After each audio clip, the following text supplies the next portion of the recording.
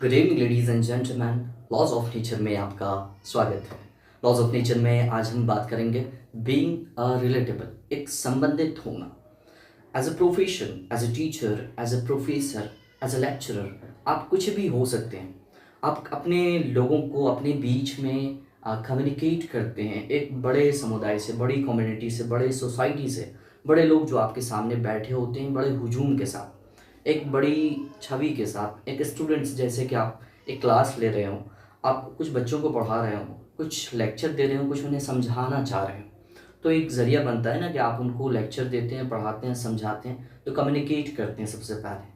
बहुत से लेक्चरर्स को आपने क्लास में देखा होगा कि वो क्लास में आते हैं, टीचर्स लेक्चर देते हैं, निकल जाते हैं। बच्चे समझे ना समझे इसका अलग मतलब है, बट वो एजुकेशन सेक्टर में बहुत ऊंचे पड़ाव पे जब आप जाते हैं तो आपका मेंटल स्टेट में ये चीज़ डेवलप हो जाती है कि चीज़ों को अब्जॉर्व करके समझना कैसे है। उनके पास वक्त की भी बड़ी कमी होती है, ये भी एक तरीका हो सकता है।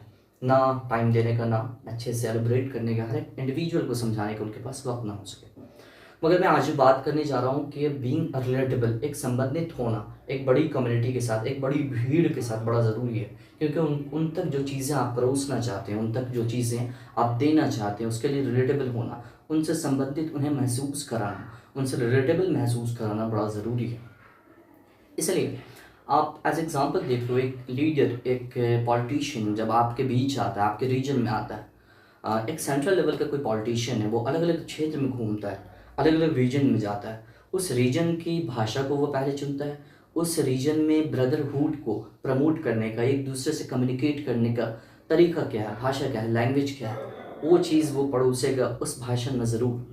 जिस रीजन में जाएगा, अलग अलग रीजन में जाएगा, कि क्योंकि लोग उससे रिलेट कर सके कि ये शख्स हमारी संस्कृति को, हमारे ट्रेडिशंस को, हमारी लैंग्वेज को रिलेट करता है, जानता है।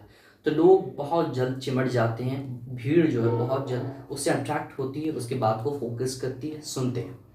इसी तरह से हर एक लेक्चर को, हर एक पढ़ाने वाले को, हर एक कम्युनिकेटर को ये चीज़ ऑब्जर्व करनी चाहिए कि लोगों तक अपनी बातों को सही तौर पर समझाने का, पहुंचाने का जो ज़रिया हो सकता है ना, वो रिलेटेबल होकर के हो सकता है।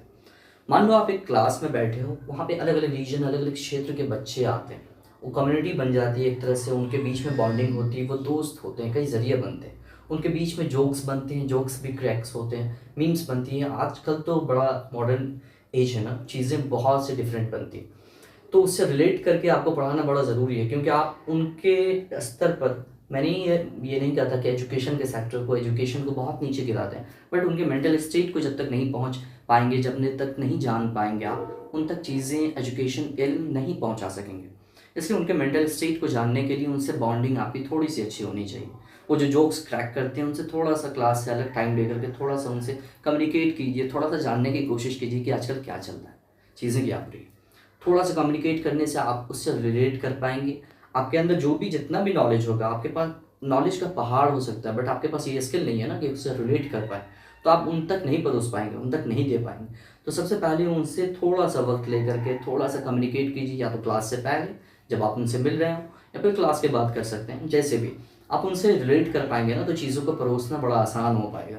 आप मैक्सिमम टीचर्स को, प्रोफेसर को आजकल देखते होंगे कि वो चीज़ें जो परोसते हैं इंटरनेट के ज़रिए से, बहुत से ज़रियों से, वो बड़ा रिलेटेबल होता है, तो चीज़ें आसानी से समझ में आ जाती हैं। इसलिए मेरा आज का ये अप्रोच है इस रिलेटेबल को लेकर के, कि हम बड़ी बड़ी नॉलेज दे देते हैं, बड़ी बड़े लेक्चर्स दे करके गुजर जाते हैं, बट वो उससे रिलेट नहीं कर पाते, वो बच्चे तो चीज़ों को समझ नहीं पाते। आज से आशा है, कोशिश है कि हम भी, आप भी, जितने भी लोग सीख रहे हो, परख रहे हो, अपनी बात को पहुंचाने के लिए उस रीजन को, उस शख्स को, उस लोकेलिटी को अच्छे से समझेंगे, उसकी बातों को समझेंगे, उसके मेंटल स्टेट को समझेंगे, और उस तक चीज़ों को पहुंचाने का आसान तरीका इख्तियार करेंगे। आज के लिए इतना ही। Thank you very much.